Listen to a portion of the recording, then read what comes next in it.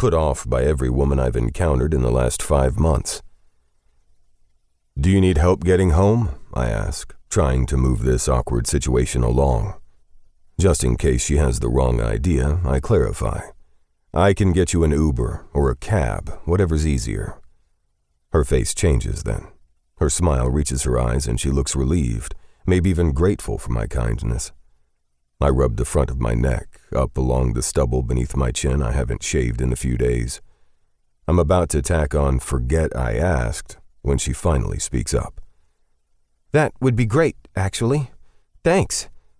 I just need to find—" I point up. "Your shoe?" Her strappy sandal is hanging from a limb of the suite's chandelier. She laughs. "Right, of course. Why wouldn't my shoe be dangling from the ceiling?"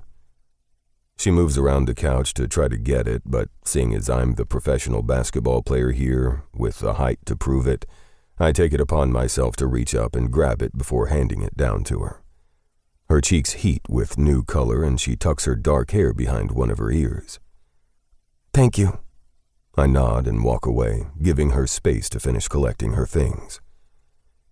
"Anthony," I shout, waking him up like I'm his crotchety parent. "Your friend is ready to leave." He groans and picks up a pin off his nightstand so he can throw it in my direction. It clatters against his doorframe before falling limply to the floor. "It's the middle of the night." "Nice. Yeah. Good manners, bud. It's 10 a.m. Get up and help me clean this place." He refuses to comply, so I walk into his room and find his wallet on the TV console. I rip a couple $100 out of it and head back out to the woman in the living room who's now been joined by her friend who was in the bathroom. "That's for getting home," I tell them. "Do you know the woman in the bed?" I ask, nodding back toward Anthony's bedroom.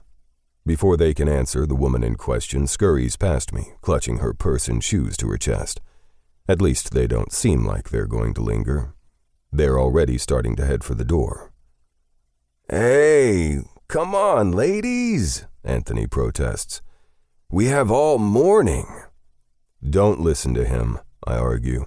"He's about to get up and help me clean this suite. You don't want to stay for that." "Like hell I am. That's why hotels have housekeepers," Anthony protests, burying his head under his pillow. He knows full well we aren't leaving it looking like this. The housekeepers who get paid shit all shouldn't be subjected to this. My mom used to clean houses, and she'd slap me on the back of the head if she saw the state of this place. I shepherd the trio to the door, ensuring none of them get distracted on their way out of the palatial suite. We're walking through the foyer where a 5-foot flower arrangement sits in the center of a gaudy table when Chandelier Shoe Girl turns back to me. "Congratulations, by the way. National champs." I nod. "Oh, yeah, thanks." The right side of her mouth lifts in a tentative smile. "Could we get a quick picture with you before we leave?" What was left of my good mood vanishes. "No." She shrugs, unfazed by my curt tone. "Right. Can't blame me for trying." I've been in the game long enough to know not to take a picture with them. These women seem nice, but the last thing I need is one of them running their mouth on social media, spreading rumors about me and what activities I get up to off the court. I don't invite jersey chasers into my life for a reason. Even without a picture, nothing's stopping them from going to the press and talking about this encounter right now. Anthony's going to get an earful as soon as I finish escorting them out. He's 5 years younger than me and still green in so many ways. Maybe I'll take after my mom and smack him upside the head. Outside the suite, the women head toward the bank of private elevators, waving to me over their shoulders. Once those metal doors slide closed, I sigh in relief, and I look down to the pile of newspapers waiting on top of the room's welcome mat. The Chicago Tribune sits on top. Champions again. LA sweep Chicago for 4th consecutive title. Underneath the headline, there's a picture of me holding up the gold NBA championship trophy with my teammates crowded around me, smiling big.